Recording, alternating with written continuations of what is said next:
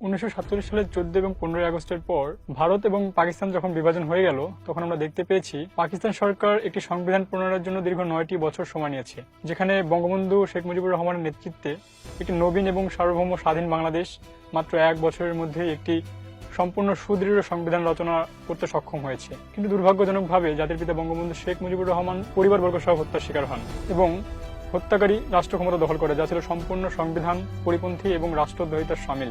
আরও দুর্ভাগ্যজনক বিষয়, বঙ্গবন্ধু শেখ মুজিবুর রহমানের হত্যার বিচার রদ করার জন্য তারা ইনডেমনিটি অধ্যাদেশ জারি করে এবং হত্যার পথ রুদ্ধ করে। আইন প্রণয়নের মাধ্যমে আইনের শাসনকে রুদ্ধ করতে চেয়েছিল।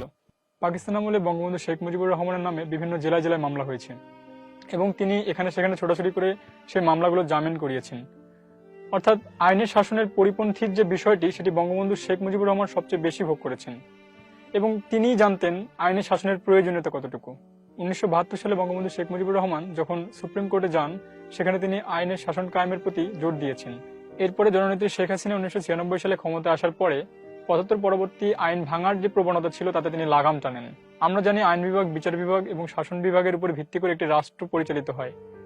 স্বাধীনতা পরবর্তী এটি ছিল আমাদের সবচেয়ে বড় চ্যালেঞ্জ।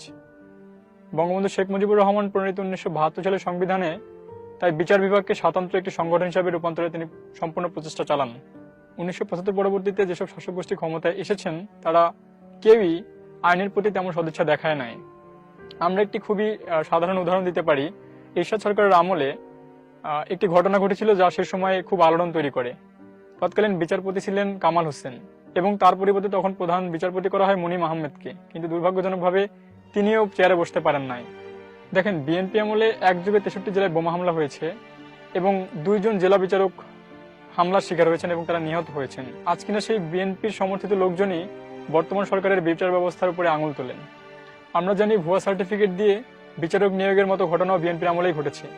তো আমরা এ থেকে বুঝতে পারি সেই সময় কি ধরনের ভয়ঙ্কর কাজগুলো পরিচালিত হয়েছে।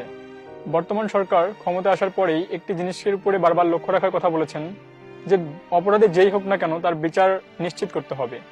অপরাধী যে দলেরই হোক না কেন, অপরাধীর একমাত্র পরিচয় সে অপরাধী, এবং নিরপরাধী যাতে কোনো রকমের হয়রানির শিকার না হয় সেটি প্রতিষ্ঠিত করতে পারলেই আমাদের বিচার ব্যবস্থা সুদৃঢ় হবে। দীর্ঘ 15 বছরে আওয়ামী লীগ সরকারের বিচার ব্যবস্থায় অভূতপূর্ব সাফল্য এসেছে।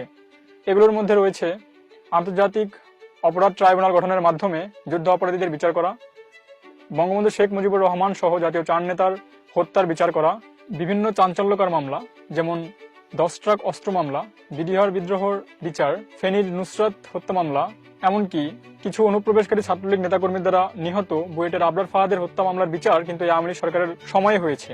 আমরা সেটি দেখতে পেয়েছি। এই আওয়ামী লীগ সরকারের 3 মেয়াদে প্রায় 1,42,00,000 মামলার নিষ্পত্তি হয়েছে। বিচারকদের এজলাস এবং চেম্বার সংকট নিরসনে 12 তলা বিশিষ্ট একটি ভবন নির্মাণ করা হয়েছে এবং বাংলাদেশ বার কাউন্সিলের জন্য একটি 14 তলা বিশিষ্ট বহুতল ভবন নির্মাণ করা হয়েছে। নারী ও শিশু নির্যাতন রোধে বিভিন্ন জেলায় জেলায় শত শত স্পেশাল ট্রাইব্যুনাল গঠন করা হয়েছে।